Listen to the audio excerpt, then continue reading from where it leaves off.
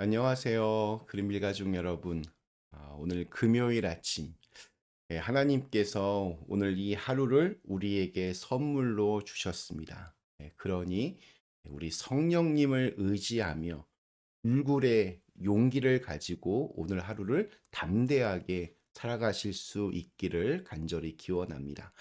자, 오늘 저희는 사도행전 1장 우리 8절에서 9절의 말씀으로 함께 오늘 이 아침 시작하도록 하겠습니다. 사도행전 1장 8절에서 9절의 말씀. 오직 성령이 너희에게 임하시면 너희가 권능을 받고 예루살렘과 온 유대와 사마리아와 땅끝까지 이르러 내 증인이 되리라 하시니라. 이 말씀을 마치시고 그들이 보는데 올려져 가시니 구름이 그를 가리어 보이지 않게 하더라. 아멘. 네, 우리 어제 예수님은 제자들의 엉뚱한 한심한 질문에 아주 단호하게 선을 그으셨습니다. 때와 시기는 아버지의 권한에 있다. 너희 알 바가 아니다. 하나님의 영역과 인간의 영역을 아주 명확하게 구분하셨습니다. 그리고 오늘 말씀이 곧바로 이어집니다. 그렇다면 너희가 해야 할 것은 무엇이냐? 너희의 몫은 무엇이냐? 오직 성령이 너희에게 임하시면 너희가 권능을 받고 예루살렘과 온 유대와 사마리아와 땅끝까지 이르러 내 증인이 되리라. 예, 아주 유명한 말씀입니다. 그래서 쉽게 그렇지 하고 그냥 지나치기도 쉽습니다. 그런데 이 구절의 마지막 단어는 증인이 되리라입니다. 그러니까 증인이 되어라 이게 아닙니다. 증인이 되리라.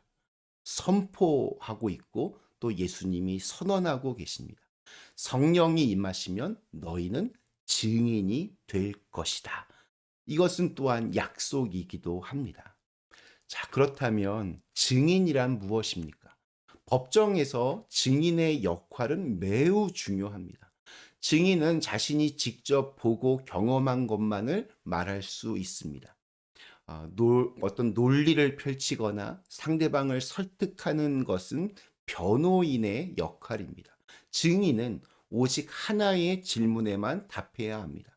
당신은 무엇을 보았습니까? 당신은 무엇을 경험했습니까? 자신이 본 것을, 자신이 경험한 것을 있는 그대로 말하는 것. 그것이 증인의 전부입니다. 증인에 해당하는 헬라어는 마르튀스입니다.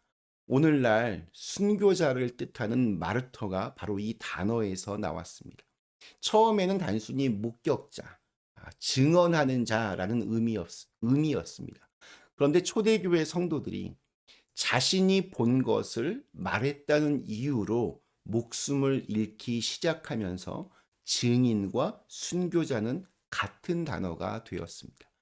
예수님의 부활을 본 자로서 그것을 증언하는 것은 결코 가벼운 일이 아니었습니다. 증인이 된다는 것은 처음부터 그만큼의 무게를 담고 있습니다. 영국의 그 노예 무역 폐지 운동을 이끌었던 윌리엄 윌버포스는 수십 년 동안 의회에서 논쟁을 벌였습니다. 노예 무역이 얼마나 이것이 잘못된 것인가 통계를 제시하고 도덕적인 주장을 펼치고 법적인 논거를 쌓았습니다. 그러나 오랫동안 그 거대한 장벽은 움직이지 않았습니다. 전환점이 된 것은 올로다 에쿠아노라고 하는 한 사람의 증언 때문이었습니다.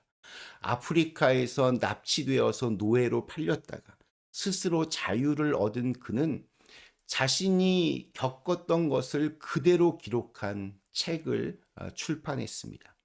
노예선의 그 냄새, 족쇄의 무게, 가족과 헤어지던 그날 밤, 자신이 직접 보고 직접 경험한 것을 말했습니다. 그리고 그 증언이 영국 사회를 흔들었고 마침내 1807년 노예무역 폐지법이 통과가 되었습니다. 그러니까 이 증인의 힘은 어떤 논리가 아니라 직접 보고 살아낸 진실에서 나옵니다. 그렇다면 오늘 우리에게 증인의 삶이란 어떤 것일까요? 나에게 예수님이 어떤 분인지, 그분을 통해 내 인생이 어떻게 변했는지, 내가 만난 예수님을 있는 그대로 말하고 그 말의 무게만큼 나의 예수님을 위해서, 나의 주님을 위해서 내가 어떻게 살아갈지를 보여주는 것이 바로 증인의 삶입니다. 또한 예루살렘과 온 유다와 사마리아와 땅끝까지, 이 순서도 참 중요합니다. 예루살렘에서 시작되었습니다. 예루살렘은 제자들에게 가장 익숙한 곳이면서 동시에 가장 위험한 곳이었습니다. 스승이 처형된 곳이었고 자신들도 언제 잡혀갈지 모르는 곳이었습니다. 그런데 증인의 삶은 바로 그 자리에서부터 시작이 됩니다. 땅끝까지 가고 싶다면 먼저 예루살렘에 서야 합니다. 그 순서를 건너뛸 수 없습니다. 내가 실제로 발 딛고 서 있는 그 자리에서부터 내 믿음은, 내 증인된 삶은 시작되어야 합니다. 그 다음은 사마리아입니다. 유대인에게 사마리아인은 오랫동안 경멸했던 대상이었습니다. 혼혈이라는 이유로, 다른 방식으로 예배한다는 이유로 아주 오래된 적대감이 쌓여 있던 그러한 사이였습니다. 그런데 예수님의 지도에는 그러한 경계가 없습니다. 나의 이웃을 넘어, 나의 원수를 넘어 땅끝까지. 복음의 방향은 언제나 그렇게 밖을 향합니다. 그러니까 안으로 이렇게 움츠려드는 것이 아니라 밖으로 나아가는 겁니다. 자, 그리고 예수님은 이 말씀을 마치시고 하늘로 올라가십니다. 그것을 우리가 승천이라고 부릅니다. 제자들은 그 장면을 눈으로 직접 봤습니다. 그들이 보는데 예수님은 그들의 시선을 피해 사라지지 않으셨습니다. 정면으로 눈앞에서 이렇게 올려져 가셨습니다. 그리고 구름이 그를 가렸습니다. 구름, 구약 성경에서 구름은 하나님의 임재를 상징합니다. 이스라엘 백성이 광야를 걸을 때 낮에는 구름 기둥으로 인도하셨고, 시내산에 하나님이 임하실 때도 구름이 덮였으며, 솔로몬의 그 성전이 완성되던 날 하나님의 영광이 구름으로 가득했습니다. 제자들은 그 구름의 의미를 알고 있었습니다. 예수님이 구름 속으로 사라지셨다는 것은 하나님의 품으로 돌아가셨다는 것입니다. 그러니까 승천은 이별이지만 소멸이 아닙니다. 예수님은 육신의 한계를 넘어 성령을 통해 모든 곳에 임하시기 위해서 올라가셨습니다. 이제 제자들이 가는 곳곳마다 주님이 함께 하십니다.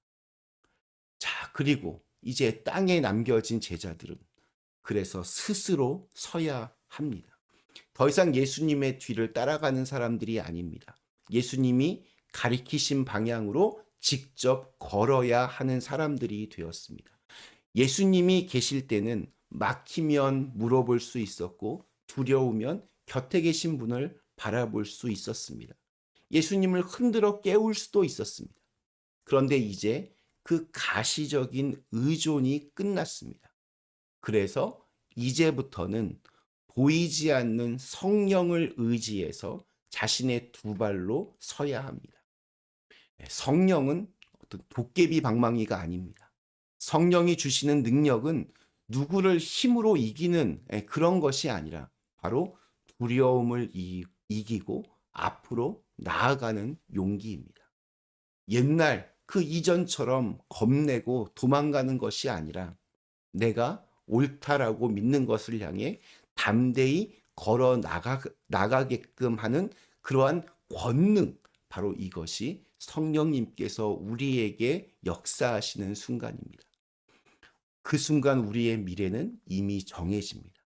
예루살렘을 넘어 온 유대와 사마리아와 땅끝까지 나가는 미래가 시작되는 것입니다. 주님은 오늘 우리에게도 말씀하십니다. 네가 지금 서 있는 그 자리가 예루살렘이다. 거기서부터 시작하라. 거창한 사명 멀리서 찾지 않아도 됩니다. 오늘 내가 만나는 사람, 오늘 내가 있는 그 자리에서 내가 경험한 예수님을 말하고 증거하는 것, 그것이 증인의 삶입니다. 오늘 우리에게 주신 하루, 증인으로 사는 것이 얼마나 단순한 일인지를 기억하면서 바로 지금 내가 있는 그 자리에서 성령님을 의지하며 담대하게 걸어가는 그런 귀한 날 되시기를 간절히 기원합니다. 잠시 함께 기도하겠습니다. 거룩하신 하나님, 주님의 성령의 능력이 우리로 하여금 담대하게, 용기 있게 전진하게 하는 그런 주님의 능력 되게 하여 주시옵소서. 그렇게 예수님 증거하면서 내가 만난 예수님, 나에게 귀한 그분을 증언할 수 있는 그런 날 되게 하여 주시옵소서. 예수님의 이름으로 간절히 기도드리옵나이다. 아멘.